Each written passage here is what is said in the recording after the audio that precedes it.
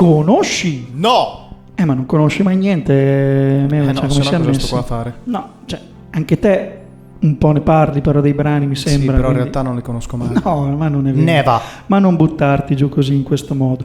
Infatti oggi andiamo un pochino più verso il mainstream, anche se proprio non è un grandissimo mainstream. Non esiste come parola. È più un artista di nicchia che sta venendo fuori, sta emergendo, magari farà il percorso che ha fatto Lucio Corsi, l'anno prossimo andrà a Sanremo, vincerà, comincerà a riempire gli stadi. Te cosa ne pensi? Ma magari inizia a fare il fornaio e buonanotte al secco. No! Ricordiamo però, prima di iniziare a parlare di Zorz, se non avete ancora capito chi sia, aspettate, che ci potete trovare facilmente sulle pagine Instagram e Facebook o direttamente sui nostri canali YouTube, Spotify, dove carichiamo gli episodi settimanalmente. Su Spotify, inoltre, cercando Radio Conosci, potrete recuperare anche i brani originali che abbiamo trattato fino ad oggi, perché quelli di domani non li sappiamo ancora. Ovviamente no. Se valutate interessante poi ciò che proponiamo e volete aiutarci, potete seguirci, mettere un apprezzamento o un commento, saremo ben lieti di rispondervi. Like, cuoricini. Un'interazione per voi può essere un atto banale, per noi è un atto molto apprezzato che riconosce il nostro operato e ci aiuta in termini di visibilità.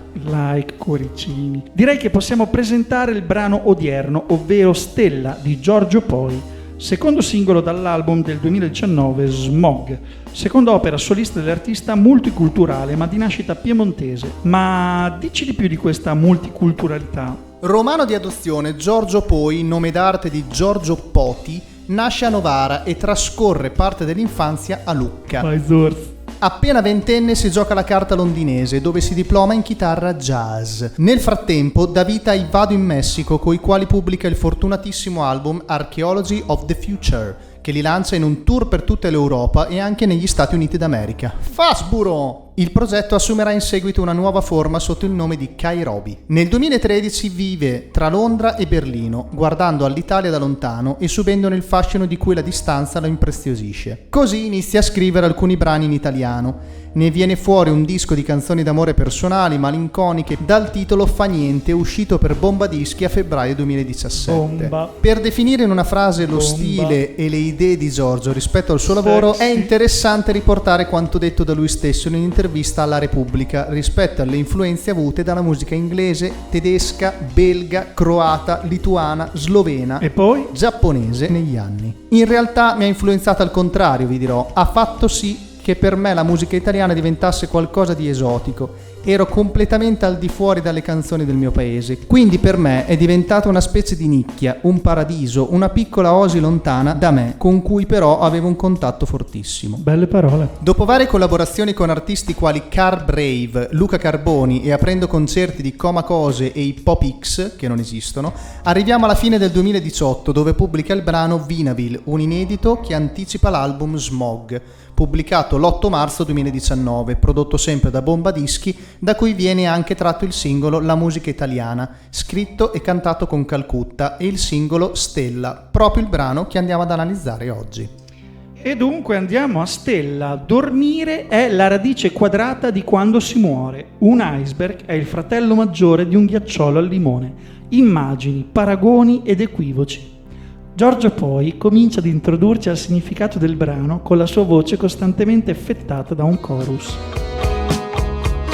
Dormire è la radice quadrata di quando si muore. Un iceberg è il fratello maggiore di un ghiacciolo. Proposizione del sogno, del romanticismo, del pindarico. Con il mento sparato nel cielo, un ragazzo ha scoperto una stella. Così come capita, specialmente nelle belle serate estive, di guardare il cielo stesi a testa in su. Così che un invento sparato nel cielo, un ragazzo ha scoperto una stella. Il synth diventa connettore tra il ritornello e la seconda strofa, poi diventa tratto comune del brano, un sentore di ricordo, un ritorno del periodo a cavallo tra gli anni 70 e 80, un riferimento alla psichedelia ma anche alla neopsichedelia elettronica degli Empire of the Sun.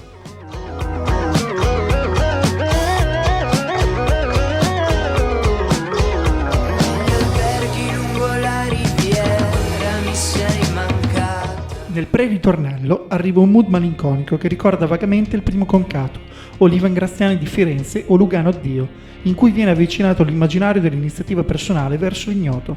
È una partita con la palla di vetro. Apro gli occhi dentro un cielo nero. Sei partito, ma vuoi tornare indietro.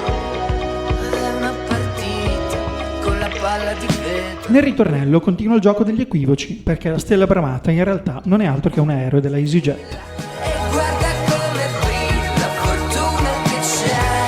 Ma è un pezzo di ferro con su scritto EasyJet. Condito da un synth scattoso e sbarazzino, viene rafforzato nel finale il concetto del disincanto, dato che ormai non ci si può più fidare di niente e nessuno, in questo caso nemmeno del cielo. Un ragazzo ha capito che è vero, che non ti puoi fidare nemmeno del cielo. Sembrava una stella. Giorgio poi riesce con una ricca testualità a mettersi a cavallo tra la musica più moderna, grazie anche a varie collaborazioni, e quella del cantautorato dei nostri anni 70-80, ricordando a tratti Alan Sorrenti, ma anche Rino Gaetano, ispirandosi alle chitarre di Battisti, con l'aver pop di Pino D'Angiò. Insomma, un plagio continuo. Ma no, ma dai. A quasi 40 anni ha fatto uscire questo maggio l'album Schegge, quarto album in solo, con la supervisione di Laurent Brankovic dei Phoenix, che è sicuramente un interessante mashup tra il cantautorato nostrano e influenze internazionali. Io lui non lo conosco, però magari te che conosci il francese. Ma parli di Laurent Brankovic? Sì, quello dei Phoenix. Lui è comunque uno che noi conosciamo ormai da un sacco di anni. Ha una macelleria a Reda. Davvero? No. La scrittura, produzione, montaggio audio-video, sigla e supervisione musicale sono a cura di Emanuele Conti e Stefano Morigi. Per la grafica ringraziamo Roberto Marini. La fonte dei contributi audio-video è indicata nell'epitome. Ma dici di più di questa No. Ma quindi per me è diventata una specie di nicchia, un paradiso, una piccola iosi, orco. Così che anche un po' una rottura di palle. no. Ha fatto tanta di quella droga. Sì, secondo me sì. Carblave. Vai Carlone. Psicadelia. Ora. Psicadelia.